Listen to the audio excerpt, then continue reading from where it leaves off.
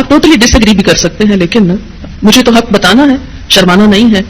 تو آپ دیکھیے کہ جب سے نام اس طرح پکارا جانے لگا کہ جس میں کوئی عزت آبرو، یعنی کہ نام مثلاً اگر شوہر کا نام زید ہے تو اس کو زید اس طرح کہہ کے بلایا جائے جیسے بیٹے کا نام زید ہو تو اس کو بلایا جا رہا ہے، اسی ہی ٹون میں، اسی ہی انداز میں، اسی ہی سٹائل میں. تو یہ صرف نام پکارنا ہی نہیں ہے، یہ ایک رویے کا اظہار کر رہا ہے، ایک رجحان کی بات، اور ایک تعلق اور ایک انداز کی بات ہے جو ایک بلانے کے انداز سے لے کر پھر باقی سب معاملات میں ساتھ چلتی. تو اسی لیے ہماری نانیاں اور دادیاں جب کہتی تھی مننے کے ابا اور منی کے ابا اور اس کے، تو اگرچہ ہمیں بہت آکورڈ لگتا ہے وہ سب کچھ. پھر ایک جنریشن تو مننے کے ابا کہتی تھی، اگلی کہتی صاحب کا ساتھ نام لگاتی تھی، شوہر کے نام کے ساتھ صاحب. اب اگلی جنریشن نے صاحب بھی اڑا دیا، اور معلوم نہیں آئندہ کیا ہونے والا ہے. ہو سکتا ہے نک نیم سے پکارا جانے لگے، اور شاید پکارا بھی جاتا ہو. ٹھیک ہے، اگر آپ اس میں فرینکنیس ہے تو کوئی حرج نہیں نام لینے میں. آپ کو پتا ہے کہ حضرت عائشہ جب حضور سے ناراض ہوتی تھی تو کیا کہتی تھی، کیسے پکارتی تھی ان کو؟ صحیح حدیث کے الفاظ مجھے یاد نہیں. آپ صلی اللہ علیہ وسلم نے ایک دفعہ فرمایا کہ عائشہ جب تم مجھ سے ناراض ہوتی تو مجھے پتا چل جاتا ہے، کیونکہ تم کہتی ہو ابراہیم کے رب کی قسم. یہ کہنے کی بجائے کہ محمد کے رب کی قسم کہتے ابراہیم کے رب کی قسم، یعنی پھر تم میرا نام لینے کی بجائے حضرت ابراہیم کا نام لے. تو یہ ہے کہ نام لینے میں حرج نہیں، کوئی حرج نہیں اگر نام سے پکارا جا رہا ہے، لیکن تو اور تم نہ کہیں. عام لوگوں کے ساتھ بھی بات کرتے ہوئے ہمارے اندر ڈیسنسی ختم ہوتی جا رہی ہے.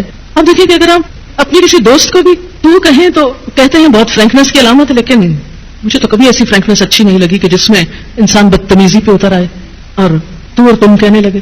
جو عزت آپ میں ہے، اور ہمارے کلچر کا بھی ایک تھوڑا سا حصہ ہے کہ اس میں لفظ انگریزی میں تو یوں ہی ہے ایک ہی بیچارہ، لیکن اردو میں الحمدللہ رچ ہے اردو اس سینس میں، تو بھی ہے، تم بھی ہے، آپ بھی ہے.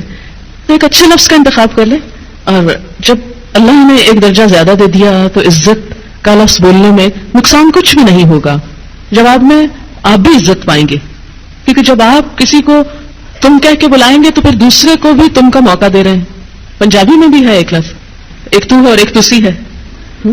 تو اس میں یہ ہے کہ یہ چیز بظاہر یوں لگ رہا ہے، یا ہو سکتا ہے آپ کو بہت ناگوار لگ رہی ہو اور آپ سوچ رہے ہو کہ ہمیں بیکورڈ بنایا جا رہا ہے، لیکن مجھے کبھی ایسے ماڈرن بننے میں کوئی خوبصورتی نظر نہیں آتی کہ جس میں گستاخی شامل ہو جائے.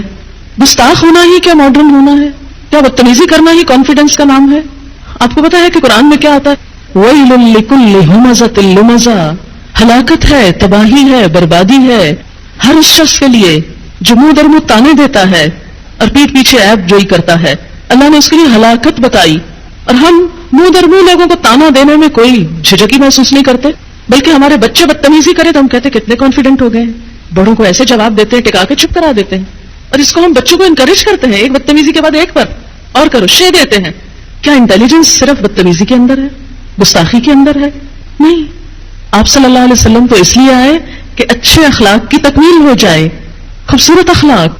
میں تو سمجھتی ہوں کہ نہ صرف یہ کہ شوہر، بچوں کو بھی اگر ہم عزت، احترام اور ادب سے بات کریں، جو خاص طور پر مجھے اردو اسپیکنگ، یہ کہنا تو نہیں چاہیے کلاسیفیکیشن، لیکن کچھ چیزیں سمجھانے کے لیے لتعارفوا کی بات جیسے قرآن میں آتی، جیسے چھوٹے بچے کے لیے بھی سو رہے ہیں، کر رہے ہیں، اتنا اچھا لگتا ہے یہ جب کوئی بولتا ہے. اگر جو ہمیں عادت نہیں ہوئی اور اب تک عادت نہیں ہے تو بہت مشکل ہے اس کو ہم پلٹیں، لیکن ہمیشہ سے مجھے بہت اچھا لگتا ہے جب بچے کے لیے بھی کوئی کہتا ہے کہ بچے کو یہ سو رہے ہیں. ایک ادب کی بات ہے، کہ احترام کی بات ہے. تو اس کو جب ہم نے کنورٹ کر لیا تو ہم نے کہا ہم تو آزاد ہو گئے. کیا آزادی کا یہی مفہوم ہے کہ ادب احترام سے بھی آزاد ہو جائے انسان، اچھے اخلاق سے بھی آزاد ہو جائے؟ تو نشوز کیا ہے؟ عورت کا شوہر کو حقیر سمجھنا، اس کے مقابلے میں سرکشی کرنا، بدتمیزی کرنا، بد اخلاقی کرنا، اس کے ساتھ اس کی بات نہ ماننا، اس کو کنڈم کرنا، اس کا مذاق اڑانا، اس کے درجے اور مقام سے گھٹانا، اس کے درجے سے گھٹانا، وہ درجہ جو اللہ نے اس کے لیے رکھا، للرجال علیہن درجہ، اس کو کم کرنا، ہر معاملے میں کج بحثی، بد مزاجی، بد اخلاقی، ہٹ دھرمی. نشوز میں بے حیائی بھی آتی ہے.